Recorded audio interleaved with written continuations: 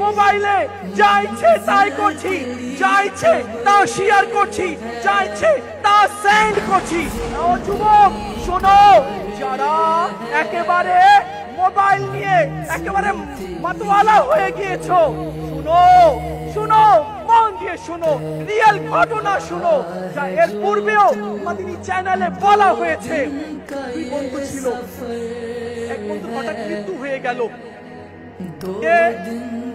যুবকের মৃত্যু হলো, তার মা প্রতিদিন স্বপ্ন দেখে, প্রতিদিন স্বপ্ন দেখে দলে দলে লোকেরা আসছে আর তার কবরে প্রসাব করে যাচ্ছে। একদিন, দ্বিতীয় দিন আবার তার মা স্বপ্ন দেখলো, আমার যুবক ছেলের কবরে দলে দলে লোকেরা আসছে আর প্রসাব করে চলে যাচ্ছে। তৃতীয়, চতুর্থ, পঞ্চম দিন মা একই স্বপ্ন দেখলো। তখন তার ওই মা ওই বন্ধুকে জিজ্ঞেস করলো যে জীবিত আছে। দুই বন্ধু ছিল, এক মারা গিয়েছিল, এক জীবিত। যে জীবিত তাকে জিজ্ঞেস করছে, এই বলতো তোর বন্ধু কি কাজ করতো? কেননা আমি তোর বন্ধুকে অর্থাৎ আমার ছেলেকে আমি কবরে দেখেছি, আযাবে আছে, দলে দলে লোকেরা তার কবরে প্রসাদ করছে। সে বললো, আমরা দুই বন্ধু ছিলাম, একটা সাইট তৈরি করেছিলাম, আর বেপরদা মহিলাদের ছবিগুলো সেন্ড করতাম। কাজ করো, তাড়াতাড়ি ওই সাইটকে ডিলিট করে দাও, ডিলিট করে দাও, আমার ছেলে খুবই আযাবে রয়েছে, ডিলিট করে দাও। সে বলল, আমি জানি না তো পাসওয়ার্ড কি আছে, আমি জানি না পাসওয়ার্ড কি আছে। যতদিন ওই পাসওয়ার্ড বন্ধ হবে না, যারা যারা দেখবে সেই আযাব, সেই শাস্তিগুলো ওই যুবকের কবরে হতে থাকবে। আজ ইচ্ছাকৃত ভাবে কোন মেয়ের ছবি সেন্ড করে দিচ্ছি, হ্যাঁ শেয়ার করে দিচ্ছি। আরে শোনো না, কি করছো? আমার সহ্য হয় না। ওই সেন্ড করার কারণে যদি কবরে আযাব হয়ে যায় তখন কি হবে? শোনা, আসো আসো, দেখো আমার রব কি বলে, আমার আল্লাহ কি বলে, শোনো। আমার আল্লাহ বলে, আমার আল্লাহ বলে যে আমার বান্দা যখন আমার সাথে সমঝোতা করে, আমার সাথে সম্পর্ক করে আর বলে, মওলা আমি অনেক গুনাহগার, তুমি আমাকে মাফ করে দাও। মওলা কোনো গুনাহ বাকি নেই। যে 40 বছর ধরে যে আল্লাহকে ডাকি, কত ডাকিনি, চাদর দিয়ে মুখ ঢেকে নিল।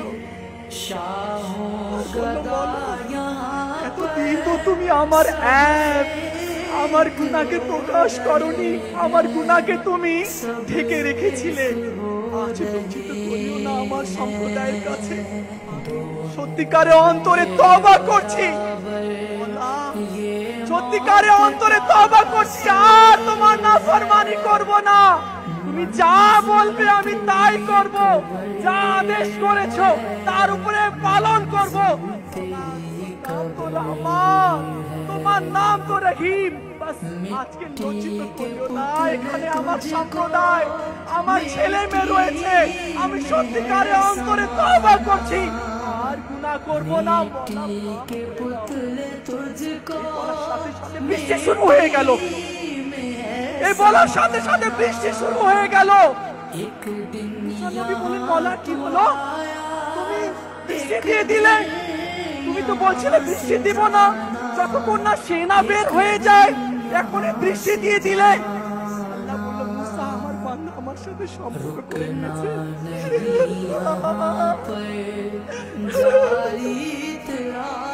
মুসা আলাইহিস সালামকে বলতো, মুসা আলাইহিস সালাম, আমার বান্দা আমার কাছে ফিরে এসেছে, আমার বান্দা আমার সাথে সম্পর্ক করে নিয়েছে। আমি যার জন্য বৃষ্টি দেই নাই, তার জন্য বৃষ্টি দিলাম। যার জন্য এতদিন বৃষ্টি দেই নাই, আজ তার জন্য বৃষ্টি দিচ্ছি। মওলা, মওলা আমার পাপ সম্পর্কে যদি আমার মা জানতো আমি বাইরে গিয়ে কি করি, আমার মা বা আমার বাবা যদি জানতো, সমাজের মধ্যে বলতো নাকি এটা আমার ছেলে। না না, এ আমার ছেলে নয়।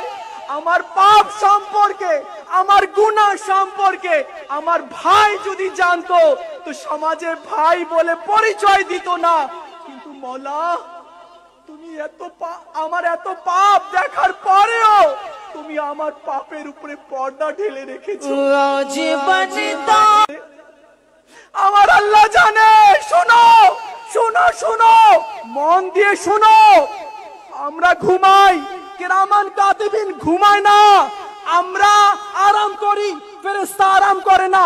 যা বলেছি, যা করেছি, যা দেখেছি, যা যে পাপ করেছি সব কিরামান কাতিবিন লিখে রেখেছে।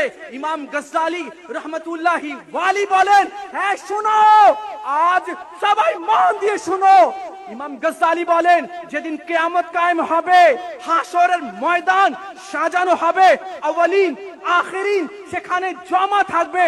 শুধু আউয়ালিন আখিরিনের মধ্যে কারা থাকবে? আমার নবী, আমার পীর, আমার মা, আমার বাবা, আমার মেয়ে, আমার স্ত্রী, আমার ছেলে সেখানে থাকবে। আমাকে আপনাকে দাঁড় করানো হবে।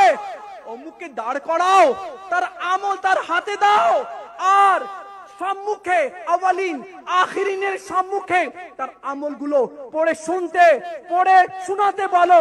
তখন আমল নামা নিবে, তখন আর এইভাবে পড়ে শোনাবে। তখন মা দেখবে, আরে আমার ছেলে তো, ওই যে আমার ছেলে হাসরের ময়দানে আমল পড়ছে, সে তো খুব ভালো ছিল, যাই আমার ছেলের আমল শুনি। মা আসবে আমল শোনার জন্য, বাবা আসবে আমল শোনার জন্য, স্ত্রী, মেয়ে, ছেলে আসবে, ভাই আসবে, বন্ধু আসবে। যে বন্ধু মনে করতো আরমান খুব ভালো, সবাই দলে দলে আসবে, দেখি কি পড়ে আজকে, কি আমল পড়ে শোনায়। কিন্তু আমার আমল তো গুনাহ দিয়ে ভর্তি। আমার নবীর সামনে, আমার মায়ের সামনে, আমার মেয়ে যে আমাকে ভালোবাসতো, আমার বাবা খুব ভালো, যে মেয়ে বলতো বাবা খুব ভালো, যে ছেলে বলতো আমার বাবা খুব সৎ, কিন্তু তাদের সামনে আমি নিজের পাপ ভরা, গুনাহ ভরা আমল কিভাবে পড়ে শোনাবো? আমার নবীর কাছে এক হাবশী আসলো, হাবশী, আর এসে বললো, ইয়া রাসূলুল্লাহ, আমি গুনাহ করেছি, আমার তওবা কি কবুল হবে? আমি অনেক গুনাহ করেছি, অনেক পাপ করেছি, কোন এমন পাপ নেই যে পাপ আমার দ্বারা হয়নি, এমন কোন নাফরমানি নেই যে নাফরমানি আমার দ্বারা হয়নি। মাথার চুল থেকে পায়ের নখ পর্যন্ত ইয়া রাসূলুল্লাহ গুনাহের মধ্যে ডুবে রয়েছি, আল্লাহ কি আমাকে মাফ করবে আমি যদি তওবা করি? আমার রাসূল বললেন, আমার হাবিব বললেন, আমার নবী বললেন সাল্লাল্লাহু আলাইহি ওয়াসাল্লাম, হ্যাঁ তওবা করো, আল্লাহ তোমার গুনাহ ক্ষমা করে দিবে। তখন সে হাবশী বলল, ইয়া রাসূলুল্লাহ, আমি যা গুনাহ করেছি এই গুনাহ কি আল্লাহ দেখেছে? আমার নবী বলেন, আল্লাহ ঘুমায় না, আল্লাহ সব কিছু দেখে। হ্যাঁ শোনো, তুমি যা করেছো রাত্রে অন্ধকারে দিনের আলোয় যা করেছো সব আল্লাহ দেখে নিয়েছে, সব আল্লাহ দেখে। এই কথা যখন সে হাবশী শুনলো, মাটির মধ্যে পড়ে গেল আর মাছের মতো ছটফট করতে লাগলো।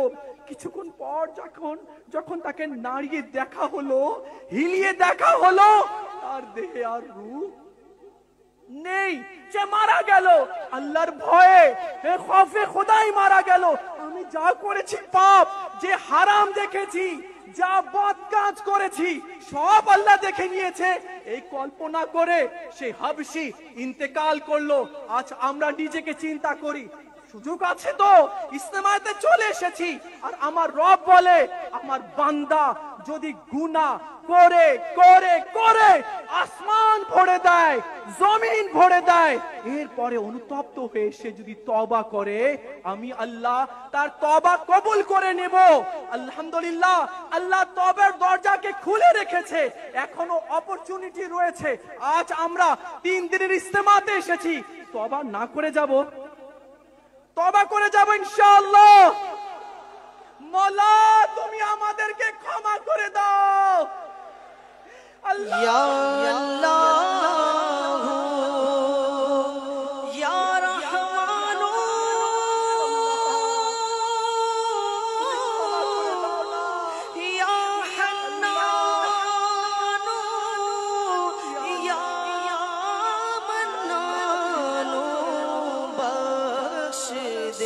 बख्शे हुओं का सदका अल्लाह बख्शे दे, बख्शे हुओं का सदका मौला बख्शे दे, बख्शे हुओं का सदका या अल्लाह। কি হলো?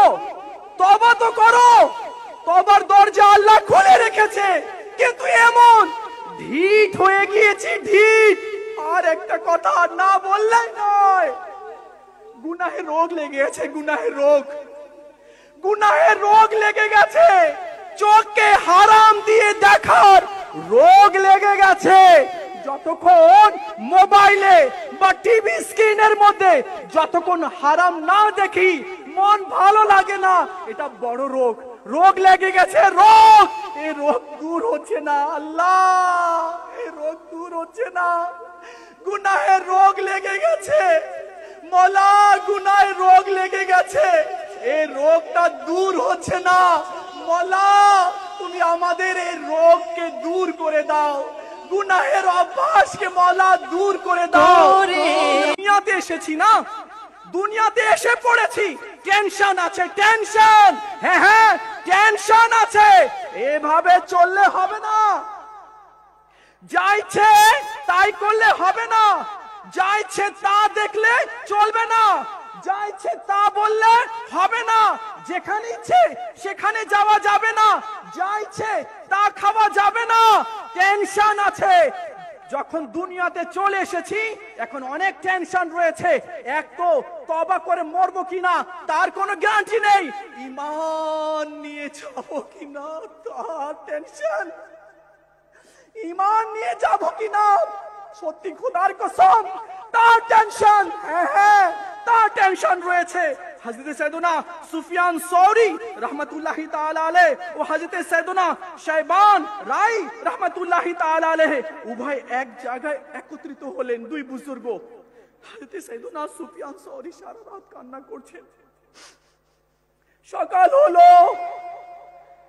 তো শাইবান রাই রাহমাতুল্লাহি তাআলা বললেন, হে সুফিয়ান, আরে কেন এত কান্না করছো, সারা রাত কান্না করলে, কান্না করার কারণ তো বলো। তো সুফিয়ান সৌরি রাহমাতুল্লাহি তাআলা আলাইহি বললেন, আমি এক বুজুর্গ থেকে, এক আলিমে দ্বীন থেকে 40 বছর ইলম অর্জন করেছি, কোরআন ও হাদিসের ইলম অর্জন করেছি। Would you mind listen to me brother? শুনুন শুনুন, মন দিয়ে শুনুন, এ কথা আপনার, এ কথা আমার, আমরা টেনশনে আছি, আপনিও টেনশনে আছেন।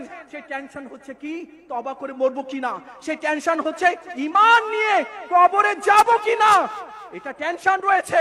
শুনুন সুফিয়ান সৌরি রাহমাতুল্লাহি তাআলা কি বলছেন, তিনি বললেন, আমি এক আলিমে দ্বীন থেকে 40 বছর ইলম অর্জন করেছি, 40 বছর, আর সে 60 বছর কাবাতুল্লাহ শরীফে ইবাদত করেছে, বান্দাগি করেছে, রোজা রেখেছে, নামাজ পড়েছে, কিন্তু তার মওত কুফরের মধ্যে হয়েছে, বেঈমান হয়ে সে মরেছে, ঈমান নিয়ে সে যেতে পারেনি। হায় সুফিয়ান সৌরি বলেন, এই জন্য আমি কান্না করছি, যার থেকে 40 বছর ইলম অর্জন করলাম, আর যে 60 বছর কাবাতে গিয়ে ইবাদত করলো, বান্দাগি করলো, সেই ঈমান নিয়ে যেতে পারেনি। আমি টেনশন করছি আমার কি হবে। এ ভাই সত্যি অনেকেই আছে এমন যারা ঈমান হারা হয়ে দুনিয়া থেকে চলে গেছে, তওবাবিহীন দুনিয়া ছেড়ে চলে গেছে, কিন্তু আমরা ঈমানের দিকে লক্ষ্য করছি না, ঈমানের টেনশন আমরা করছি না। শুনুন শুনুন প্রিয় ইসলামী ভাইয়েরা আর হে যুবকেরা, শুনো, মন দিয়ে শুনো,